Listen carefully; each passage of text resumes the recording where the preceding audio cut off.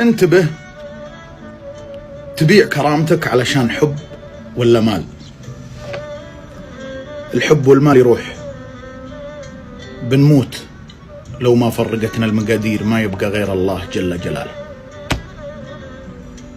لكن الكرامة تبقى معك حي وميت. والله ما يعيبك إذا مت ويقولون عنك الناس والله مات وهو فقير، بس اللي يعيبك إذا قالوا مات وما عنده كرامة.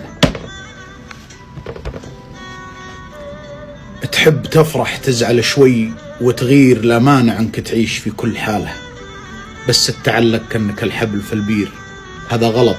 واسمع معي ذا الرسالة، من يعتمد على الناس بيضيع ويحير ويذل ويبدل بشخص بدل.